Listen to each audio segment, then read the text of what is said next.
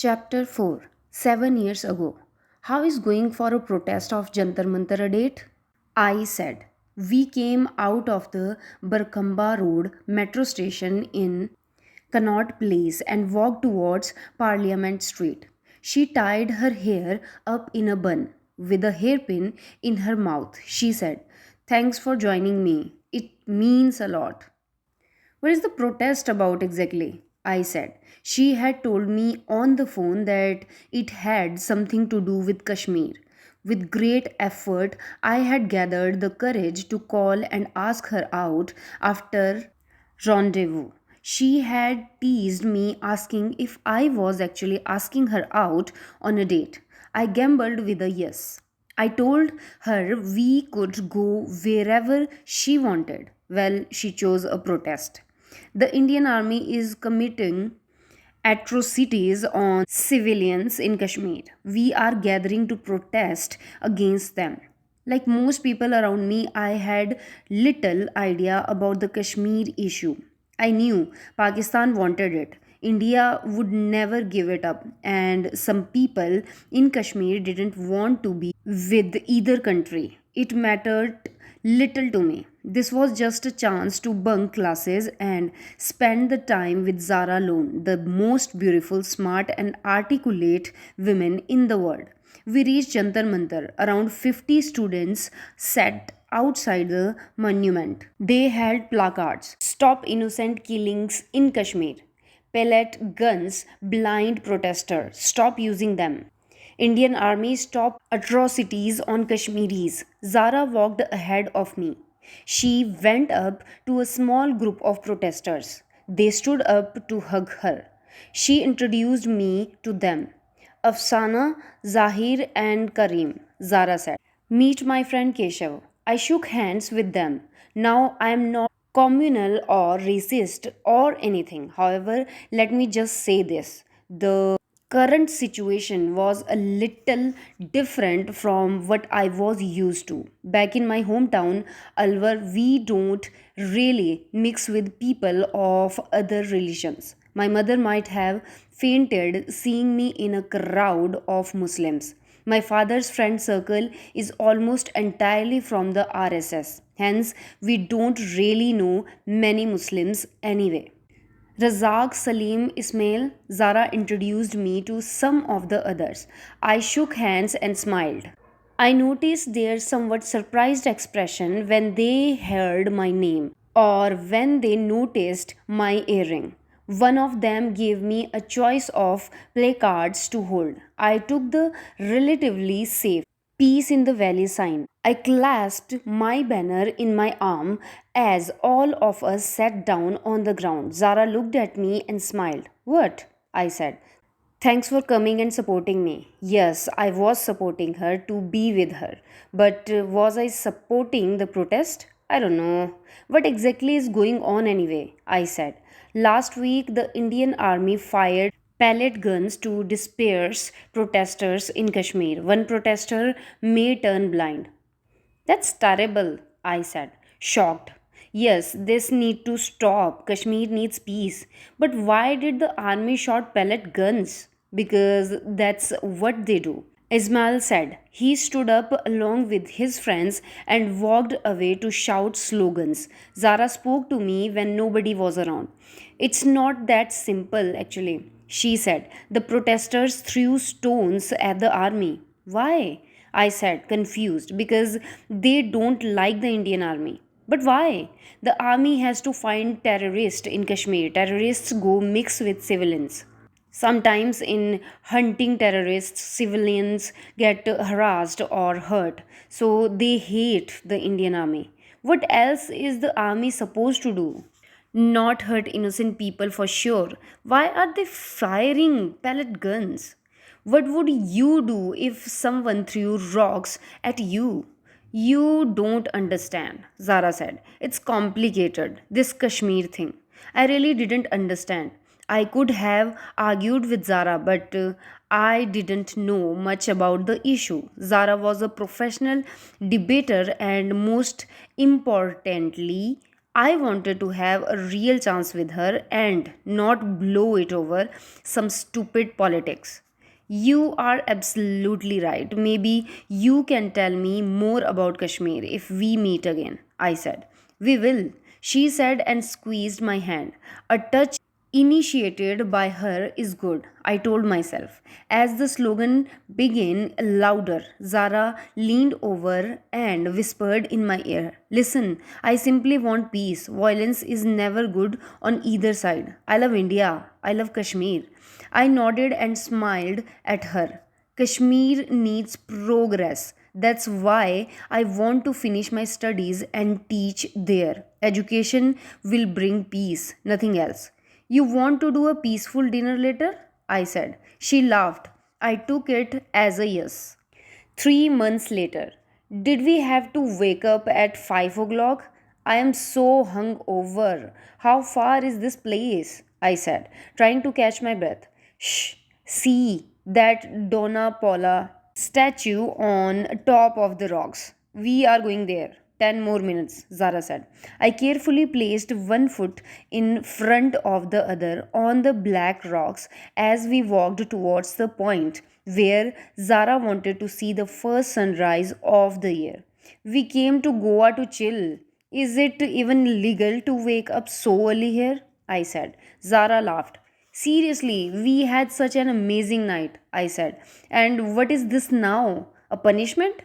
We had come to Goa for our first holiday and to celebrate New Year's Eve together. Zara and I had made love the night before, and I had hoped to cuddle in bed all day and tell her how much I loved her. Of course, it is hard to profess undying love to someone who sets a 4 a.m. alarm. It will be worth it, mister, Zara said, walking 10 steps ahead of me. Donna Paula is located along the sea near Panjim in Goa. The rocky terrain lies close to where the Zori and Mandovi rivers meet the Arabian Sea. It took us 45 minutes from our hotel to reach the white statue of a couple made famous by several movies. We sat on top of a large rock, the sky still dark. We are facing west. The sun rises in the east. I said. I know, Zara said. Still, it is the new year. When daylight breaks, I want to witness it with you, holding your hand. She entwined my fingers with hers as we stared at the empty dark sky and the sea. I thought about last night, probably the best night of my life so far. There was a hint of pink in the sky. Happy New Year, my love, Zara said, taking my hand to her lips. My love, Happy New Year, I said. We kissed and didn't stop till the entire sky was lit up. I looked at her face. Would I ever get used to so much beauty? Why do you love me? What? Zara said and laughed. Are we fishing? Seriously, why? You're beautiful, intelligent, fun, and articulate. You can get anyone. Why me? Well, I think you are handsome. I'm serious, Zara. I didn't want to be humored out of this. Zara exhaled as she spoke after a pause.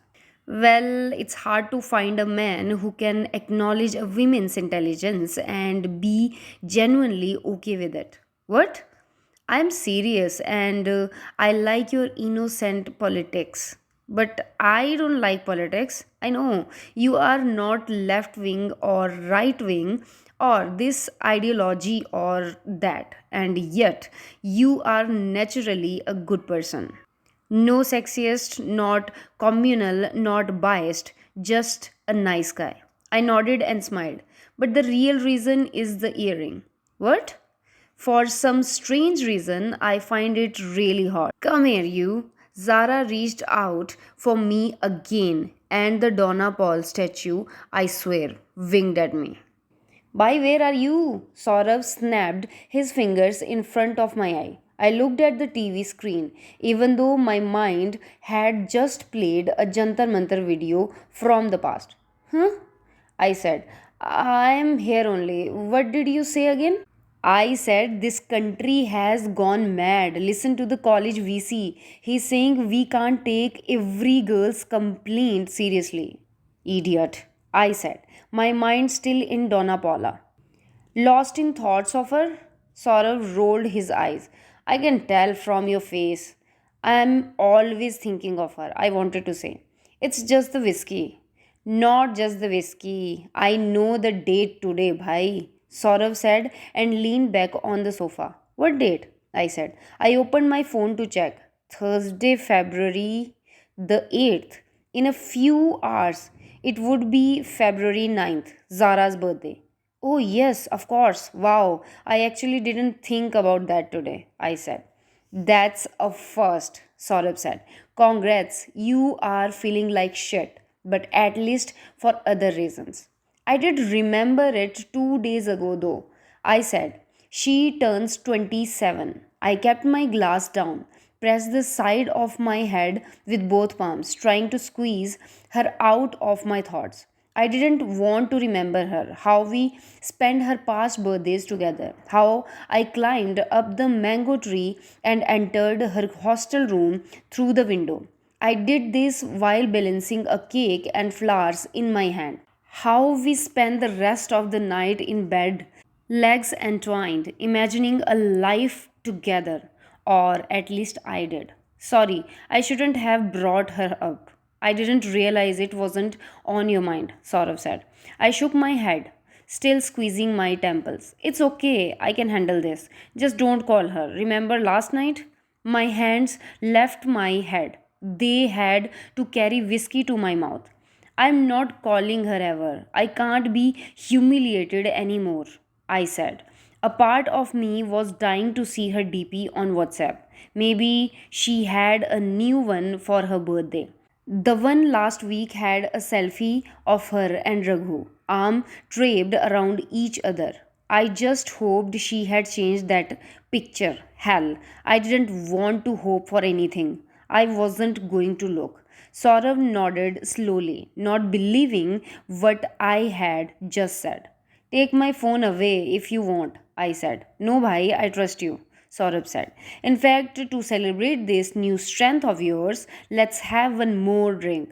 He refilled our glasses. The blender's Sprite bottle had reached the halfway mark. I checked the time. It was 11:30. Fine, I could do this.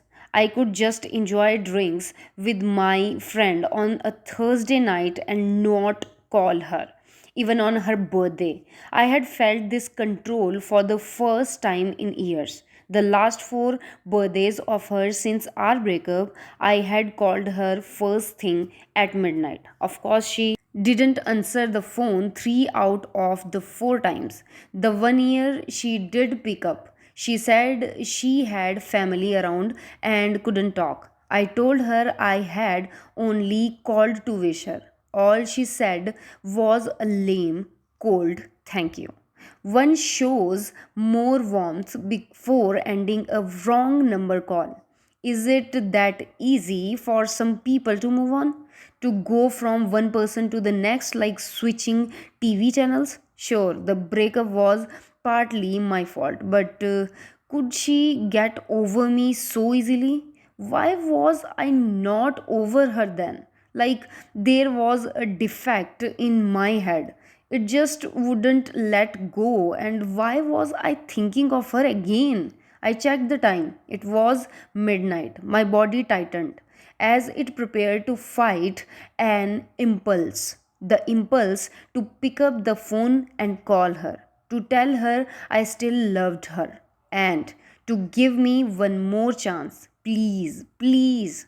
I tried to bring my focus back to the present moment. My drink was over. There was no more ice on the table. It gave me something to do. I went to the kitchen, took out ice from the freezer. I returned and made another drink. 10 past 12. Wow, I had made it. Thankfully, Saurav came up with a new topic that Chandan is having an affair. No, who would sleep with him? I said. That secretary of his? Sheila auntie? I grinned. Are you serious? She is like 50 years old and What 100 kilos? Good enough for our man. The bigger the better. Saurav said and laughed. Sheila auntie and Chandan, that is one gross visual. Nobody asked you to imagine them, Saurav said. We began to giggle. I had known Sheila auntie since I had joined Chandan classes. She often shared her tiffin with me.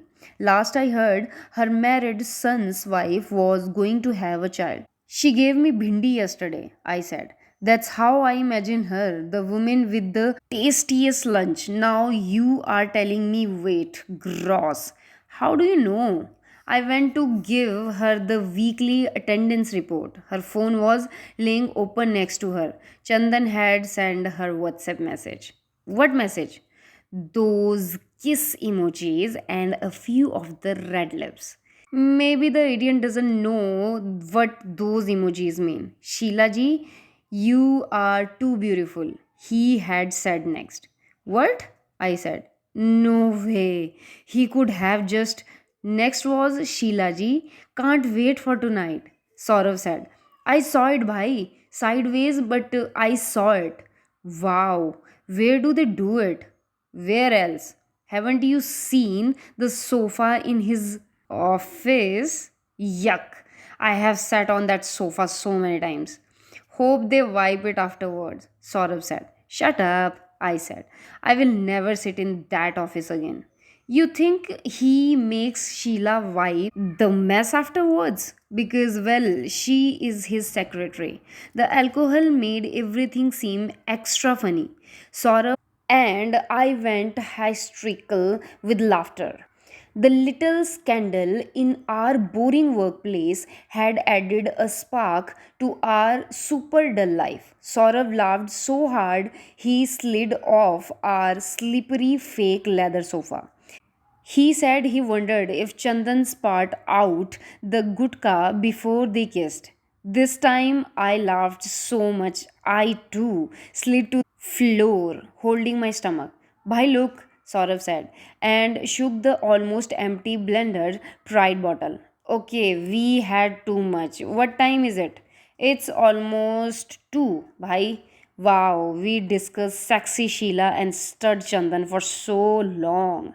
They are probably doing it in the coaching center right now, Saurabh said. Shall we go check? Imagine if we walk in, we will say we just came to pick up some notes. Let's go, Saurabh said. The coaching center was a 5 minute walk from our house. Somehow, in our intoxicated and confident state, we felt a sting on Chandan was an amazing idea. Yeah, let's, I said. My phone beeped. I had a message. After a few seconds, it beeped a few more times. Who is messaging me so late? Must be some phone company message. Buy more data and shit. He said and put his head sleepily on my shoulder. Why the hell do they message so late? My eyes began to drop shut. The phone beeped again. Damn you. I picked up the phone. I cracked open my right eye to look at my locked home screen. 5 new WhatsApp messages from Zara Loan. I shook my head in disbelief. Was I that drunk? I rubbed my eyes and read it again. I had read it right. I shook my shoulder to wake up Saurabh. Golu, get up, I said. See this? What? I don't freaking want their extra 5 GB bhai. Let me sleep. Saurav, see the screen. Saurav groaned as he lifted his head. Zara messaged you? Yeah. Did you message her first? No, I swear I am drunk, but I didn't. We were talking about Chandan and Sheila. I haven't touched my phone. Oh, he said and fell silent. Should I open it? Saurav picked up a Bisleri water bottle from the table. He drank with big, loud, annoying, and slow glugs. Tell me, Golu, I said. Of course, bhai, Saurav said, wiping his mouth. What kind of question is that? You won't check your own phone? I opened my WhatsApp and saw her messages. So you don't even wish me anymore, said the first. The rest followed. It's my birthday. I hope you remember. Just was surprised you didn't wish me. Anyway, don't know why I was thinking of you. I guess you are busy. She had a new display picture. It was a solo black and white selfie. She looked as stunning as ever. I saw her chat status was online. Golu, what is this? Saurav, read the messages. Either she has realized your value or she just misses the attention. Saurav said. Should I reply? I said. I don't know. Saurav yawned. I am sleepy. This is important, Golu. I need your clear thinking. I am too involved and too drunk. Wait, Saurav said. Let's wash our faces. Come back to our senses. We struggled to reach the bathroom. We splashed our faces with chilled water. Are you there? She sent another text. She must have seen the double blue ticks after I had read the messages. Golu, what do I reply? I said. Whatever, just have a normal conversation. So bloody insightful. Yes, I replied. She didn't respond for a few seconds. I saw the typing message, which went and came back as she corrected herself. I miss you, she said. A tremble ran through me. Saurabh saw the message. I stepped away from him. I wanted his advice, but I didn't want him to see all my private conversations. Wow, I texted. Really? Yes, life is quite incomplete without you. I heard a retching sound. Saurav had puked on the coffee table. Some ambience for a romantic chat. Sorry, Saurav said. I will clean it up. He went to the kitchen. I turned back to my phone. You serious, Zara? You know what that means to me? I do. I try to be tough and cut you off.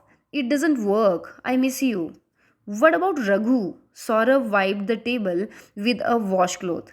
Everything okay? He said. I raised a thumbs up to him. Raghu's a nice guy, very nice, but he's not the one, Zara replied. I choked up as I read her message. Yes, I still had a chance. Thank you, God. I miss you too so much, I replied. Yeah, right. That is why you forgot my birthday. She added an upset emoji. I didn't, baby. I had to control myself to not wish you. Don't be upset. I'm kidding, she said, along with her favorite laughter with tears emoji. Lol. Can I call to wish you? Why call? You are not going to wish me in person? I kept my phone aside. I folded my hands up to the sky. Divine intervention had just taken place. She herself wanted to see me. Of course, I do. When? In the morning? How about now? I checked the time. What? It's almost 3. Where are you? In my room. Himadri, you are in the hostel on your birthday. Didn't go home? We'll go tomorrow. There's a party, family mostly. Where's Raghu? Hyderabad. Oh, you want to step out? Can you? It's difficult to leave the hostel at this time, but you can come if you want to. How? Oh, someone's forgotten how they are climb trees to come wish me. Haha, that was years ago. I miss those days. Me too. I guess you can't do all that now. You have passed out of college. What? It's okay. You don't have to come. I can. I will come now. It's too late and cold, risky too. You aren't a student anymore. Is your room still 105 facing the mango tree? It's okay, K. We will meet later. She had called me K after years. I even missed her abbreviations. Just tell me your room number, Zara. Of course, it is still 105. I love my room. Why? Nothing. See you in half an hour. She sent a green smile back. She knew me enough. I had never give up a challenge or a chance to meet her. I kept the phone in my pocket. Saurav lay flat on the sofa. Wake up, we have to go. I yelled into his ear as I shook his shoulder.